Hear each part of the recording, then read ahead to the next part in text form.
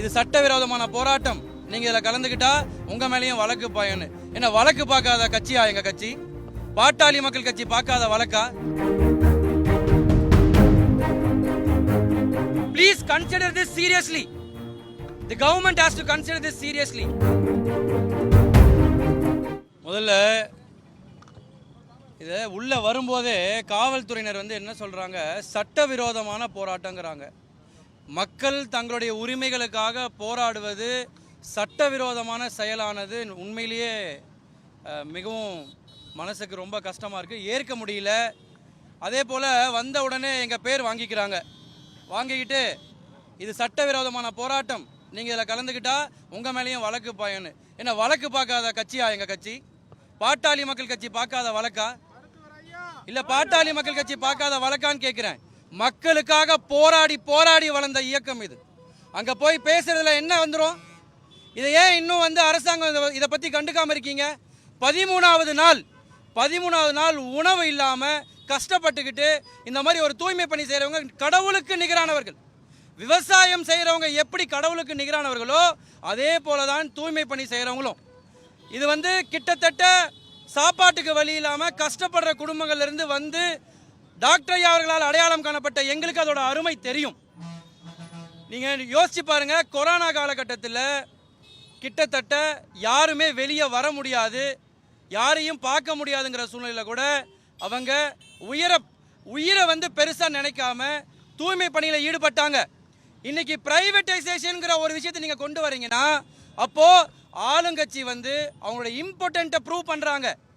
அவங்களோட இயலாமை தெரியுது. இதுல பிரைவேட்டைசேஷன் கொடுத்து ஒரு 10 பேருக்கு மட்டும் நீங்க நல்ல வேலையை கொடுத்து மற்ற எல்லாரையும் பாரு பிரைவேட்டைசேஷன் ஆகும்போது இந்த 10 பேர் நல்லா இருக்காங்க, அதனால இதை மாதிரி தான் நீங்களும் இருப்பீங்கன்னு சொல்லி அவங்களையும் மண்டை சலுகை செய்து பிரைவேட்டைசேஷன் கொடுத்து நீங்க என்ன செய்ய போறீங்க?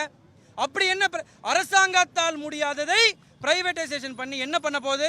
தனியார் உடைமையாக்கிய கல்வி இன்னைக்கு என்ன நிலைமையில இருக்கு? எவ்வளவு பெரிய வியாபாரமா மாறி இருக்கு. இதை எப்படி அரசாங்கம் பார்த்துக்கிட்டு இருக்கு? இது மிகப்பெரிய கண்டனத்துக்குரியது. இது தமிழ்நாடு முழுவதும் இருக்க தூய்மை பணியாளர்களுக்காக தான் இங்க இருக்கவங்க போராடிக்கிட்டு இருக்காங்க. இந்த துறையை சார்ந்த இந்த தூய்மை பணியாளர்களுடைய துறையை சார்ந்த அமைச்சர் கே.என். நேரு அவர்கள் இதுவரைக்கும் இங்க சந்திக்காதது மிகப்பெரிய மனவேதனை தருகிறது. பொதுமக்களும் இதை பார்த்துக்கிட்டு தான் இருக்காங்க. இதை நீங்க சாதாரண வார்டு பிரச்சனையா, ஒரு கார்பரேஷன் பிரச்சனையா, ஒரு உங்க கட்சி ரீதியான பிரச்சனையா பார்க்கறதுனால தானே நீங்க அமைச்சர் சேகர் பாபு அவர்களை விட்டு இதை பார்க்குறீங்க. ஏன் அந்த துறைக்கான அமைச்சரோ அந்த துறையை சார்ந்தவங்க பார்க்கல?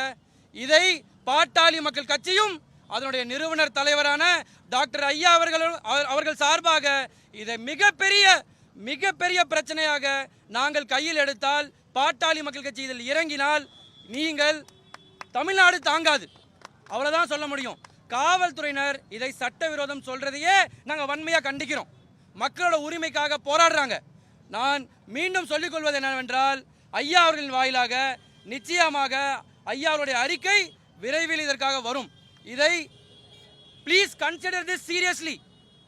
The government has to consider this seriously.